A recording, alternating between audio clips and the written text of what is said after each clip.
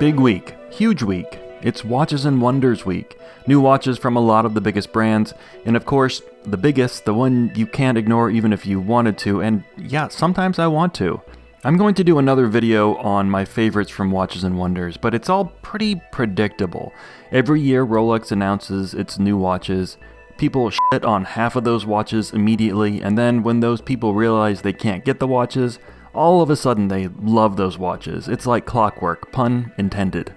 It happened with the Platinum Daytona 10 years ago. Retail was $75,000. Gray market was $40,000. I remember. Nobody wanted it until everyone wanted it. Because nothing is more human than FOMO. And the same story arc is true of this watch, my Explorer 2 16570, especially with the white dial, this polar. Through the 1990s, the early 2000s, even until this reference was discontinued in 2011, they mostly just sat in display cases. I remember. I was there, man. I was there.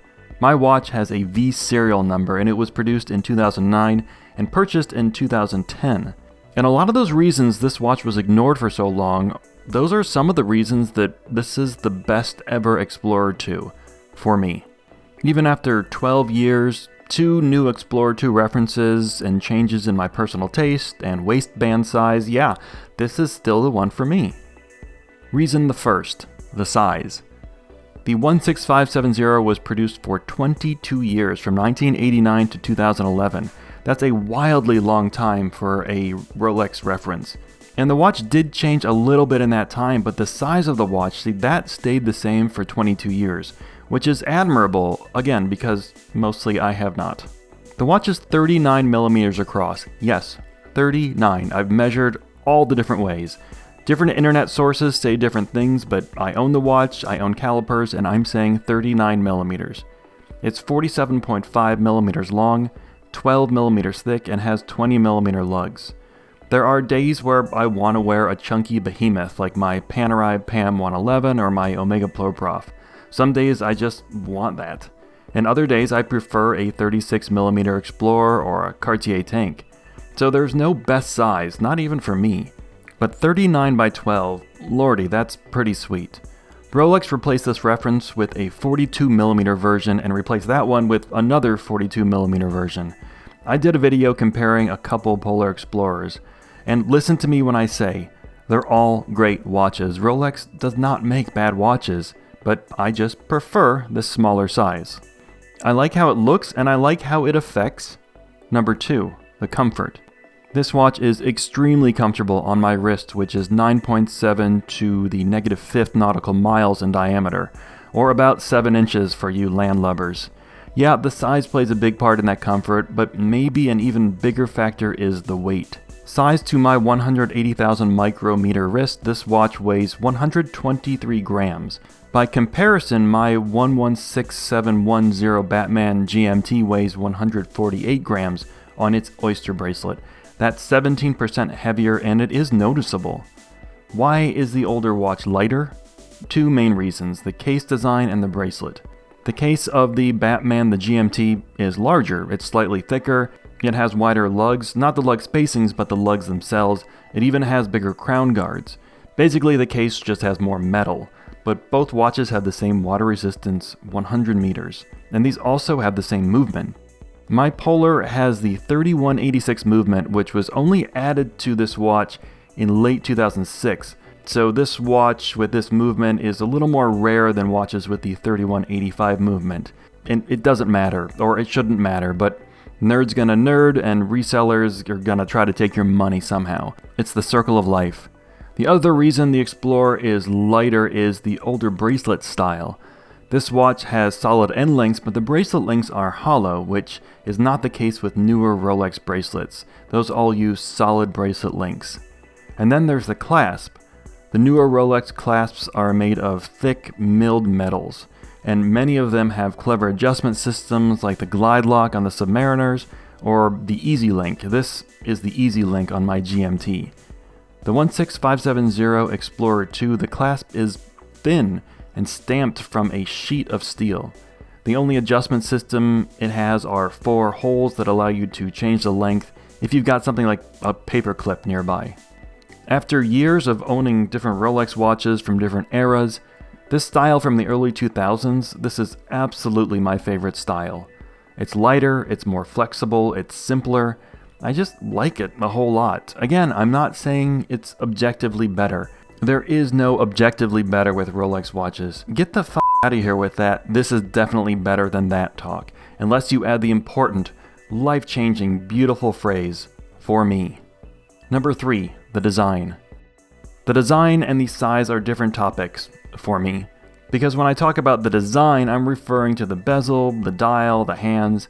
Like all Rolex Explorer 2 watches ever, so far, this has a fixed steel bezel with a 24-hour scale etched in and painted in black.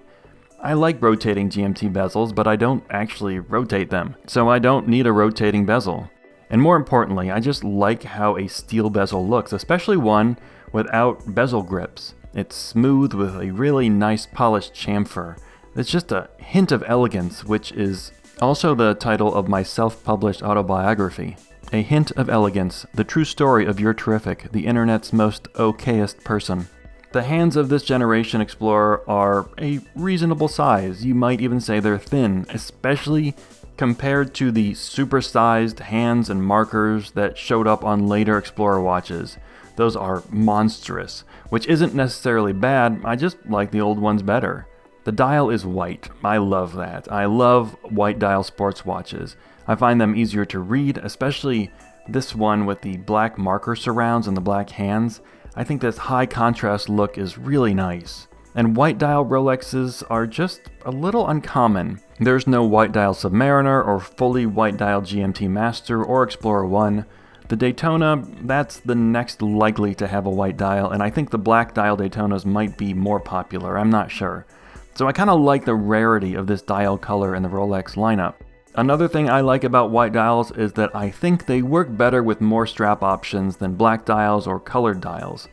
I usually keep this watch on its oyster bracelet, but I think it looks and feels awesome on different nylon straps and leather straps, and even, dare I say, a Jubilee bracelet straight from Rolex. Number 4, the functionality. This is a GMT watch with 100 meters of water resistance. That means I can pretty much wear this anywhere and for anything.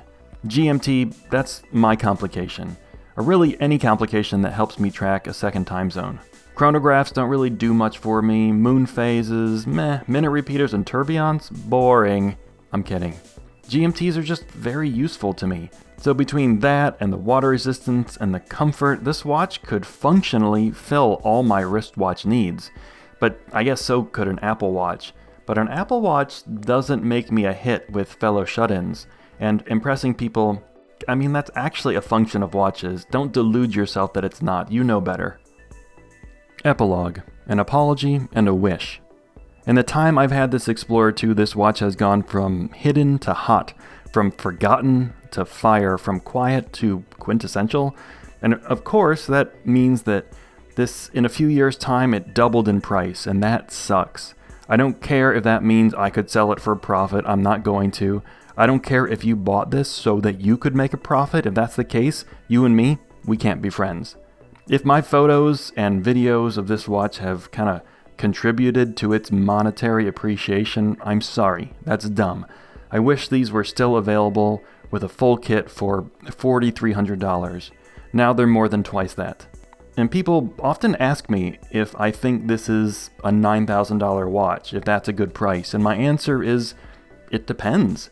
I can't tell someone what a luxury item is worth to them. How much do they want it? How long have they wanted it? What's their personal financial situation? Is this a special occasion? All I can tell them is that I love the 16570, and I wish it were cheaper still. I wish everyone could own a watch like this for a price that's in their range. I wish Rolex still made something like this, with this design and this size and this functionality. And most importantly, I wish that people could understand that a watch like this, it's not better than any Rolex Explorer 2 or any Rolex or any GMT watch. It's just better for me.